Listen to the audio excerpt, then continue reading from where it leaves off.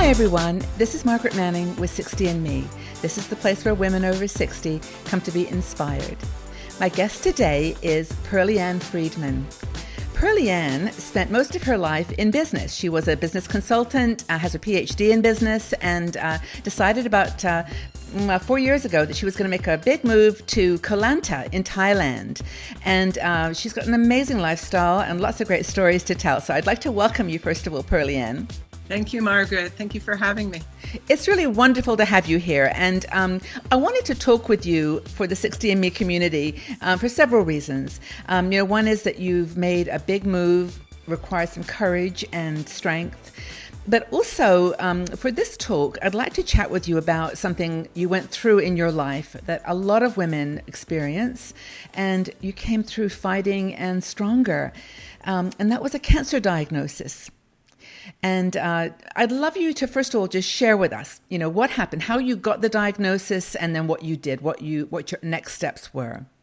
I found the lump myself. It was in my breast, and it was really tiny. And it took a while to be diagnosed because you have to go to your doctor. You have to have all kinds of tests, and they determine what it is. And that took quite a while, and the lump was growing. And I knew there was something wrong, definitely. And when I was finally diagnosed, my doctor told me, don't worry, don't do what ifs, just make a decision right now.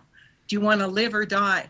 And it was like, really? Oh, wow. I have to make that decision? He said, just tell me right now, quick. And I said, I want to live. Of course. And he said, use that decision, that answer, to make decisions for the next year or so as you go through your cancer. And you'll find that the decisions you make will be very different because you've chosen life. Wow, I'm sorry, that is very powerful. So good. It was the best thing he ever did. No, that's amazing. I mean, what a brave thing for him to do too, because it's as a doctor, it's scary. So that's amazing. So you made the choice to live. And then what decisions did you make? And I never said. Yeah. And then what decisions did you make, Pearlie? I had to make decisions about chemotherapy. I had to make decisions about radiation. If I do full-blown chemo or partial chemo. Mm-hmm. I had to make decisions if I do full radiation or partial radiation. I had to make decisions about I was working. If I continue work. Yeah. If I go through chemo, I'm going to lose my hair. Many decisions, and I chose life. And I had full-blown chemo, full-blown radiation. I ended up with chemo for a year. And all of these decisions were based on, yes, I want to live. Yes, I will do chemo for a year. Yes, I will do anything they ask me to do. And it's 8 years later, and I'm still here because he made me make that decision. Yeah. Because I was borderline. I think that attitude is what brings you through. Now, first of all, I must say for those that are watching this video that Pearlie Ann is in Thailand. We are taking a big risk here with the technology because, it's not, the internet's not as strong. So you're going to see her fade in and out of beautiful collage of smudginess. But the important thing is to listen to her words because that's what, is she's sharing. So you're coming into focus now. So I'll keep going. But the next question really is, when you made those decisions, how did your interaction with the world change? How did your self-perception change? Did you get more confident? Did you get more vulnerable? I think a bit of both. I became more confident in my decision and the decisions I made because I chose life.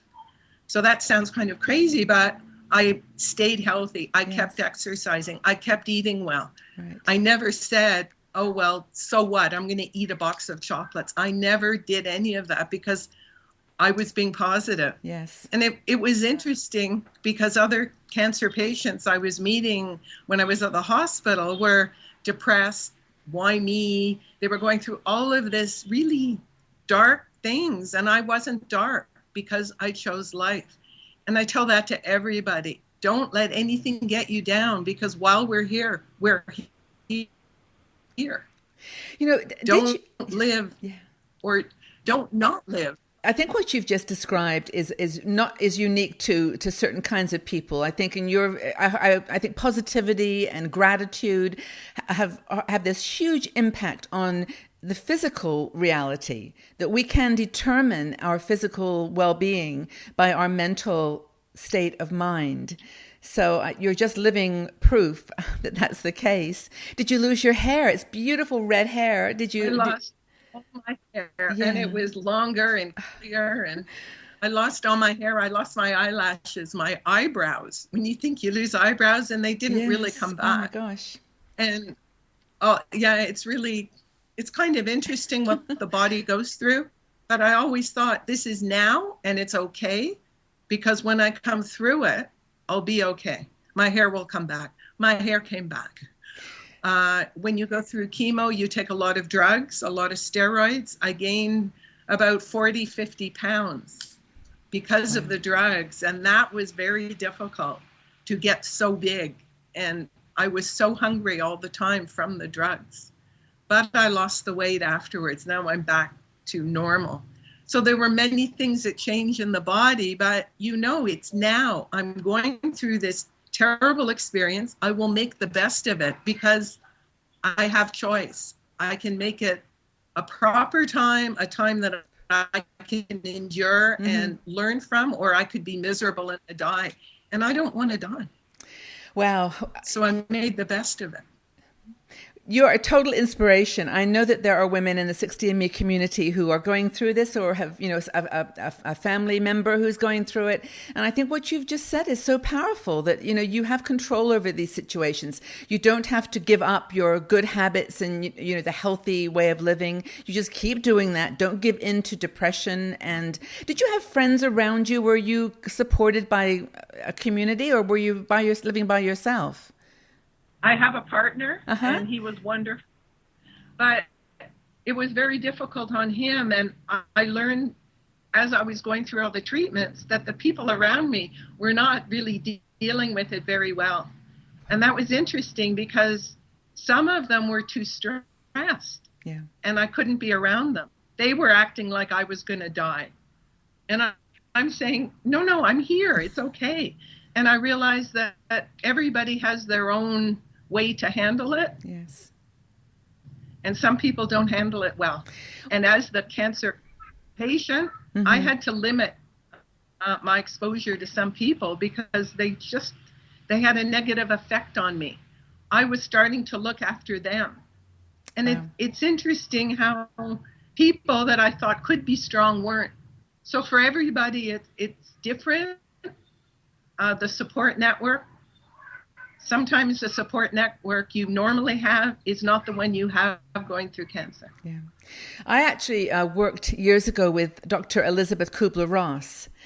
She was a doctor who wrote a book, or several books, on death and dying, and about the challenges that family members and friends have, that they can't talk to the patient honestly about what's going on, and you've just really supported that. But you made it. You're here, and look at you. You're in beautiful Thailand. And tell me about your house and how that now supports this positivity in your life.